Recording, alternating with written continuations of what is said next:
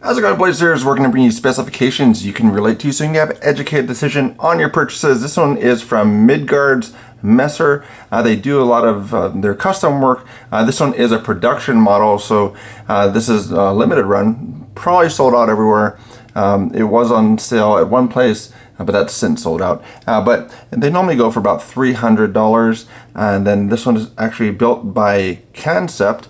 So you see them, they kind of made a big splash in the market coming out, I think Blade Show last year, but they're the ones that produce this. So this is made in China for the knife, but if you've seen the thumbnail, this is a pretty large knife. And this is provided by Kyle Lanfear. He picked it up and sent it around to the Apex Pass-Around group. So thank you very much for that. And also just updates. Still waiting on funding from Kickstarter for the Orion Solaris.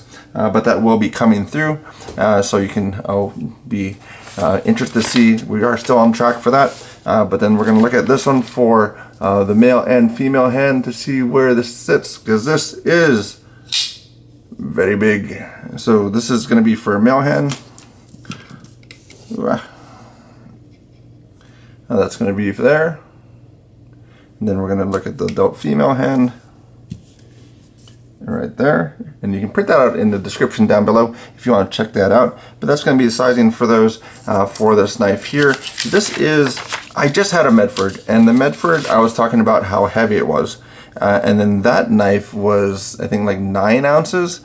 This is 12 ounces, so it's still not the heaviest knife that I've handled. The heaviest one I've handled was probably going to be from Half-Breed Knives. Their knife weighs like 16 point something ounces.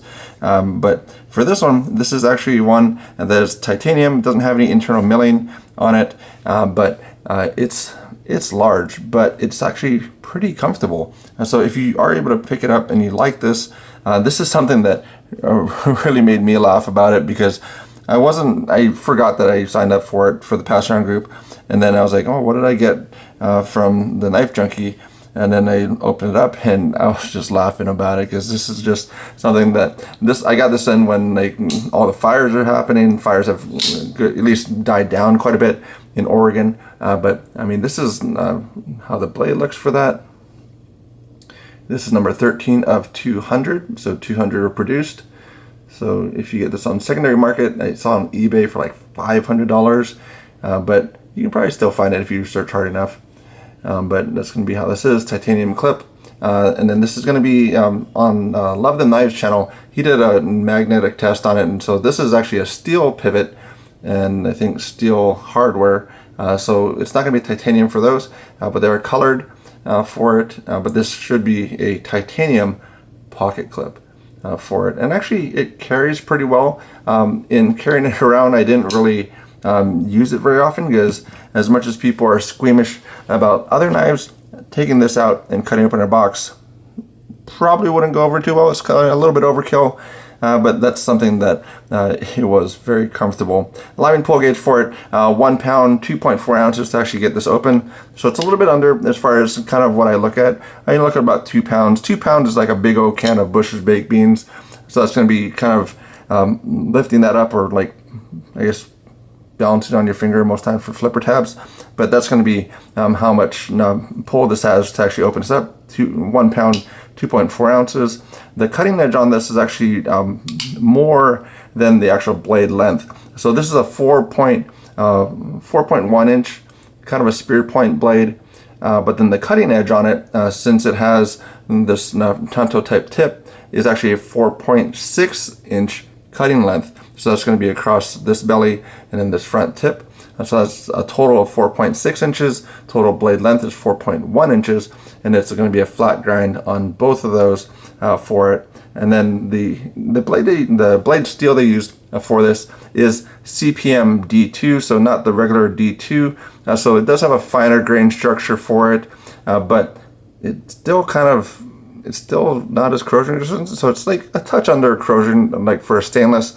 Still about a 7th percentile for the corrosion resistant side, but going from D2 to CPM D2, you gain about 2 points. So maybe about the 49th percentile for regular D2 and the 51st percentile for CPM D2. So that's just another option for that. So it's that powdered metallurgy type of thing for CPM. So that's going to be how that is. 5.4 inches for the handle here. So right hand tip up is the only option that you have as well. For blade, it's actually was surprising that it cut fairly well.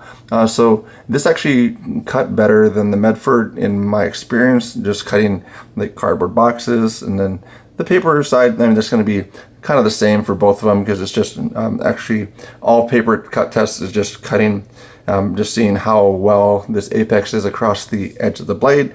But actually cutting through things like cardboard or thicker products, that's going to be actually showing you what it's like for cutting those type of things as far as that blade thickness and everything else. And this is a thick blade. So this is like a 6mm blade stock for it. It does have a titanium backspacer for it as well.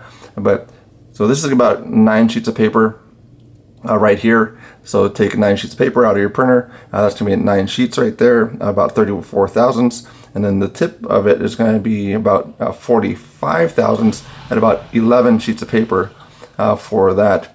So that's going to be those differences there. And yeah, 6mm blade stock. So very thick blade.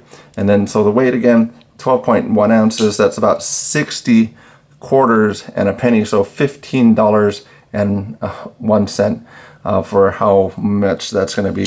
And so getting a kind of a sizing comparison on this, that's going to be kind of cold steel.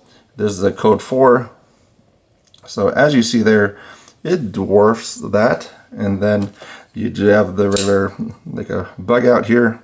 So that's going to be the sizing on it, and that's going to be where you're going to have that, even the rat too.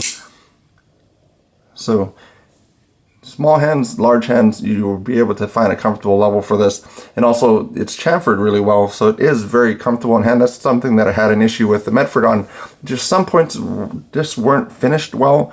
So like even for the lock bar cutout, there was kind of sharp on that one corner for the Medford, the 187, and this one's well rounded off, so it actually doesn't have a hot spot when holding it, which is actually a pretty good thing. So buy bar or avoid. I was gonna buy one, so when I saw the one that was in stock, just to have something around that would make me laugh a little bit every now and then. But I decided against it. I got other things to take care of. I got you guys to take care of for anybody that joined on to the Ryan Solaris. So I didn't pick one up, but it's actually a good knife. So if you actually like this style, this large of a knife, it's not bad. It's actually really cool.